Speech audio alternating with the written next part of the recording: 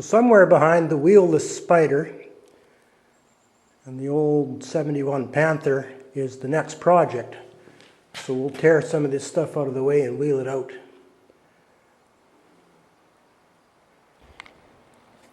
So what we have is a 1990 Honda VFR750. I think some people call it the Interceptor. But I don't know a lot about this motorcycle. This is new to me. I bought it in the spring. And it's got a few things needs doing. Leaky carburetors. Turn signals aren't working. I think it has a cracked mirror.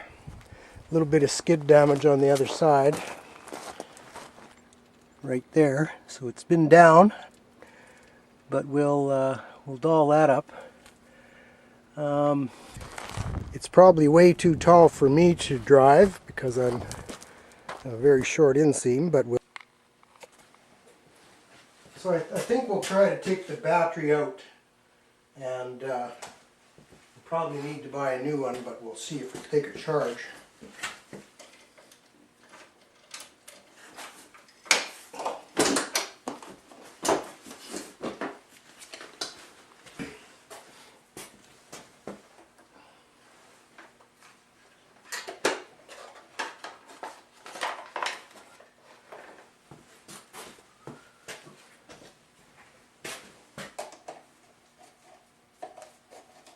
That battery post was not very tight.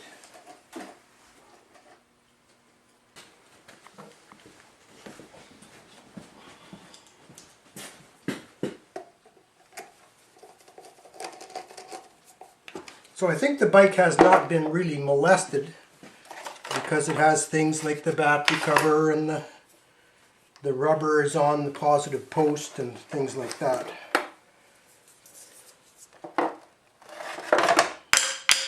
We might even have a battery this size, but we'll put it on the charge.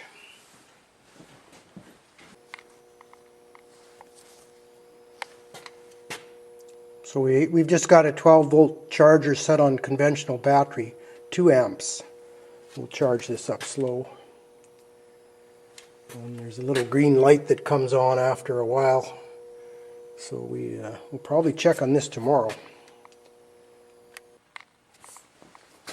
So the young fellow we brought it from over at Hague, Saskatchewan, and I will look up his name for you, did say that it leaked gas, which is probably the carbs on this side of the sled, or bike. I've been working on snowmobiles all winter, so because there's no center stand, this motorcycle has probably sat like this most of its life, and therefore those carbs that always have fuel, these would tend to dry out, and I expect that the needle, I expect these carburetors to be green inside. So we'll see if we can get the gas tank off. Never done this before on this bike, so we'll learn together. Now I've repeated in the past that I am not a Honda mechanic, factory trained mechanic. I'm sort of a duffer, but I enjoy tinkering with things. So if you are a factory Honda mechanic, your comments are welcome, but please go easy on me. And I think there are a lot of these motorcycles in the world. So a lot of people in the general population that know a lot more about this than I do.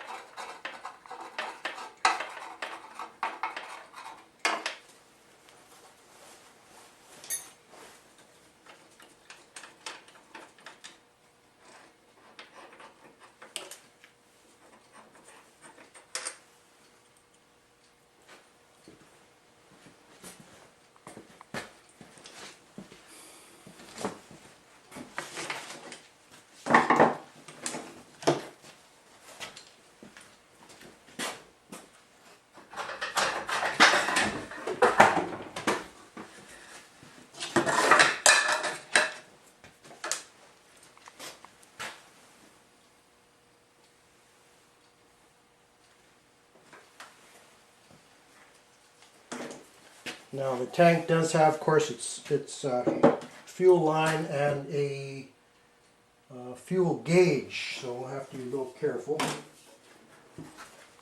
Honda has always been an easy bike to get a gas tank off, or the ones I've experienced anyways.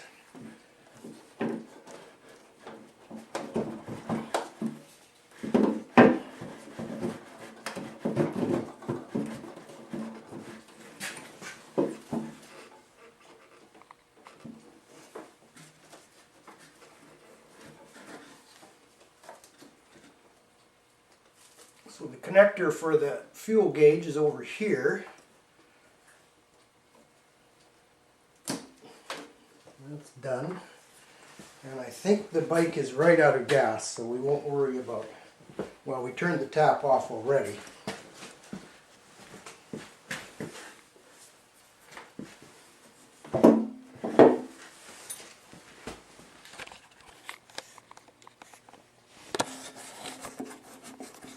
Is right there. Now this motorcycle has a fuel gauge, so I don't know if there's a provision for a reserve tank. I don't think so. You just have to watch when you get down into the red zone there. You better find a gas tank or a gas pump.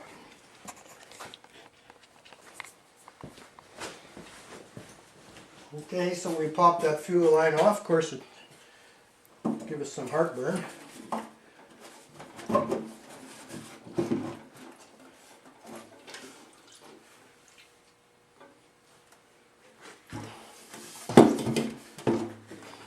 that's that.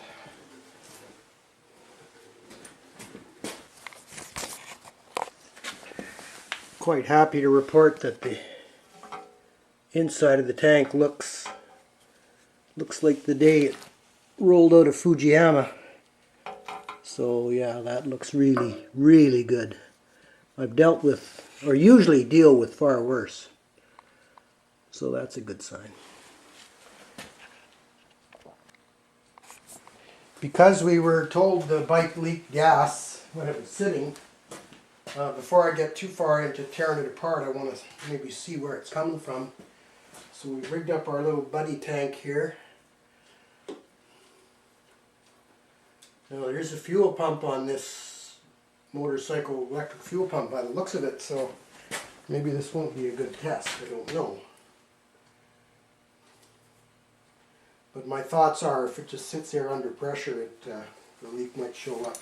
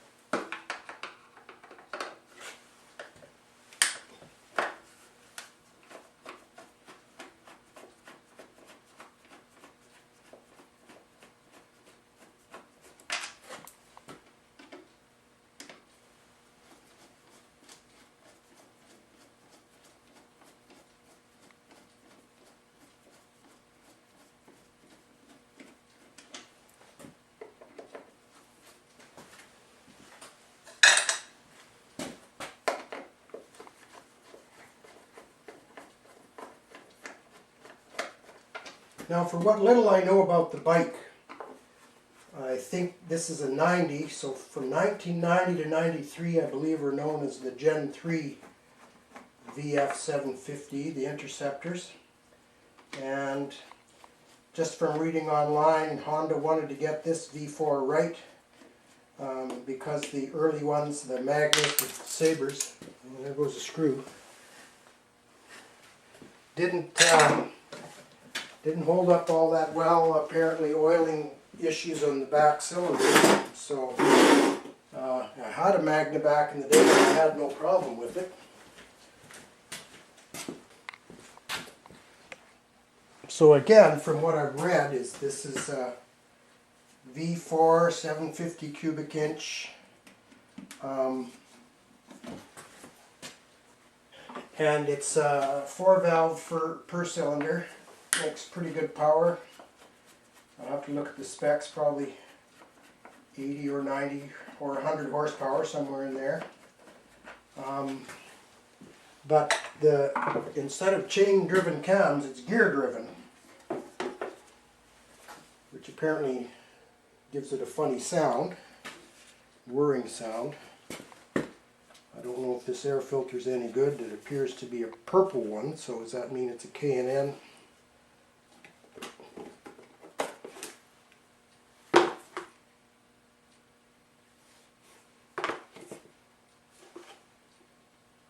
K&N. So I think that'll be a washable filter, so we'll wash it and re-lube it before we put it back together.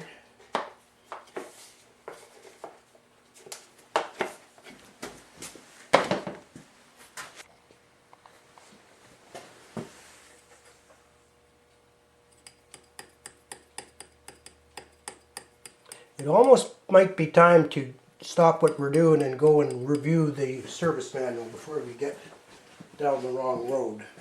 I know these carburetors will come off. You can clean them. Look in the float bowls and see how green they are. But sometimes it's I get chicken shit and just like to try it out first. It's not like a two-stroke that's going to blow up on you, I suppose.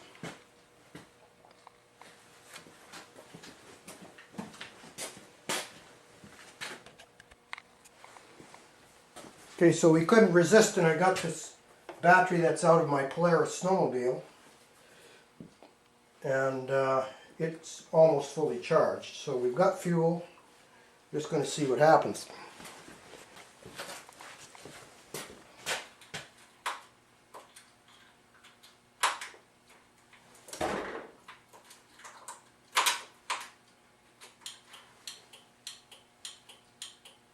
Well, that turn signal seems to work. You probably just have a burnt on bulb in that one.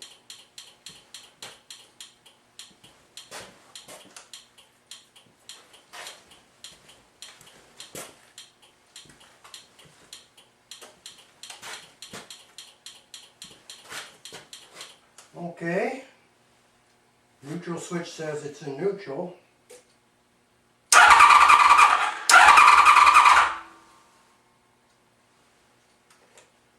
Throw some choke on.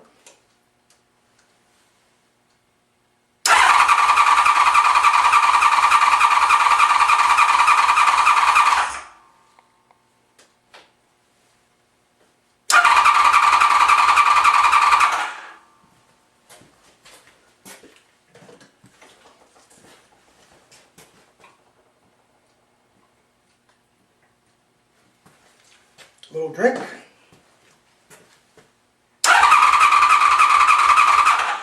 Oh, maybe if the kill switch was on.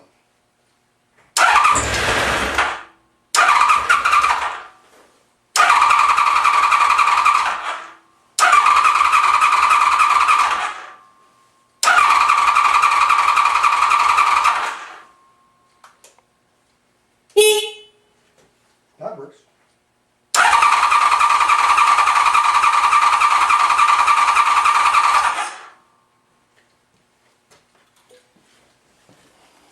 So, lack of fuel, I imagine.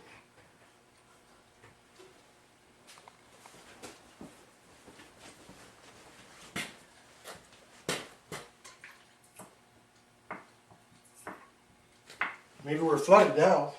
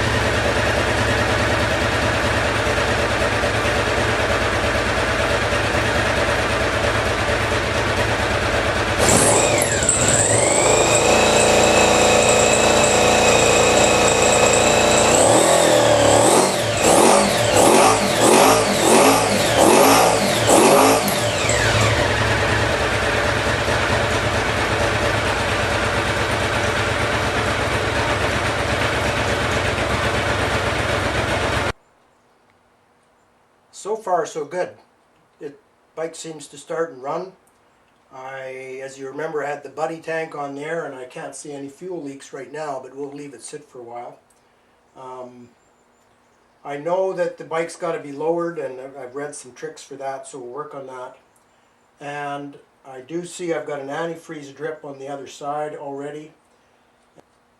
I can see antifreeze pooling on the V of the cylinders in the crotch of the block in there. So I'm pretty certain we've got to take the fairings off. That'll help us lower the front end. We'll take an inch in the triple trees here, I think. Also, there's talk on the internet of a triangle support brace that if you reverse that, you gain a little bit in the back of the bike. Plus, we'll soften up the shock and things like that. So far so good. We're charging the original battery. This snowmobile battery seems to start it fine. And hey, anxious to get it going. Plus, we got to order a mirror, fix a light, and check the brakes. Make sure we got brake pads all around. Make sure the tires aren't cracked up, and they should probably have new tires, but these look exceptionally good. So we'll go from there. So I've charged and reinstalled the original battery, which fits the case a little better, and bought this a few years back from a good friend. Computerized battery checker. So all we do is connect it on the posts.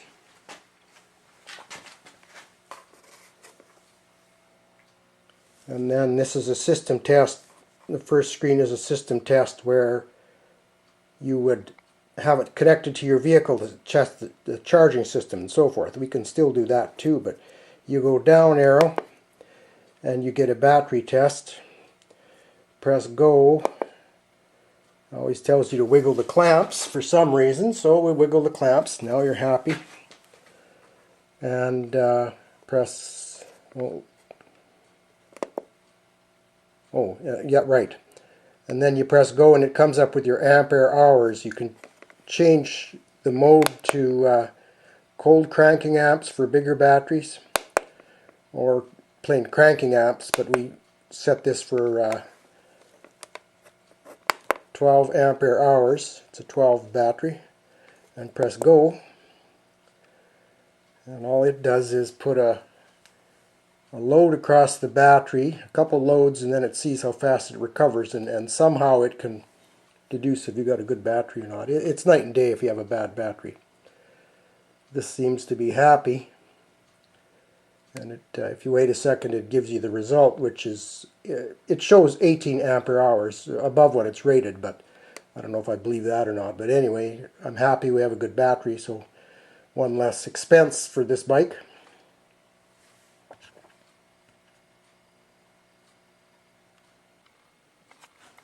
So the next morning we came out to tinker a little more with this Honda, and no headlights, won't crank.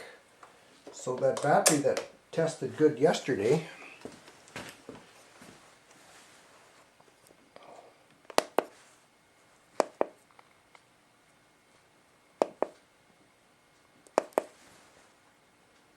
the voltages drop way off. Now, do we have a load on this bike that's killing the battery overnight, or do we have a bad battery? Not really sure. But it says we have a bad cell in that battery, so kind of expected. The bike's been sitting for quite a while. 0 ampere hours, so it's just not going to work. Okay.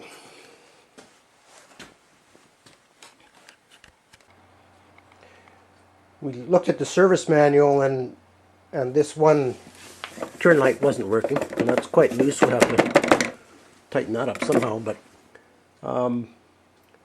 check fuses, check this, check that, and track the problem down into the front end of the bike. The brains is in the signal light switch here. If one works, then the other's got to work, kind of thing. So luckily we took the plug off the back, and you got to reach in there, and we found the ground wire off the back of the socket. So we have a nice turn light working now. And the other thing we tinkered with is the temperature gauge. It had the bike running in the shop for quite a little while, and it never did move, so it made me concerned it wasn't working. But and I wish I had left this open, but right in beside the middle cover is in on the top of the V of the block is the thermostat housing. It's where the temperature sender switch is. So the procedure according to the manual is take the wire apart, the connector plug apart, ground it toward the gauge, turn the switch on, and it did deflect full temp, which is a dead short. So then we checked the resistance of the sender unit. There was quite high resistance there, so we put the heat gun on the thermostat housing, and the ohms dropped dramatically, but we didn't drop them long enough to make that hot enough to register on the gauge. So I think the gauge will work. Also, I put the battery on a long charge, and the battery tester now says it's a good battery, now that I bought a new battery for it. But anyway, just to be sure, we stuck it back in. We just had the bike running. It seems to crank good, but one test with the battery tester, the Mac Tools battery tester, said it had a bad cell. So in my experience, a cell on a battery can sort of come and go and cause you all sorts of heartburn until you figure it out. So I'm thinking that that's what's wrong there, that has a bad cell, but we'll experiment a little bit. So the next step is to see if we can lower this bike. Now, I'm a very short guy, and these tend to be a bit tall, maybe a bit top heavy, so I don't think I'll be able to own and ride this bike safely. Especially with our northern Canadian Saskatchewan roads. But anyway, we're going to go in under on the linkages for the single-sided swing arm and look in there to see if there's something to be done. I can't see a lowering kit on the internet anywhere, and I've asked Lust Racing in the United Kingdom to just comment on what I could do with this bike. I don't see a kit on there. So I think we'll jack the bike up and see if we can't lower that back end an inch or two, and also the front fork. But even at that point, I think it's might not be a show.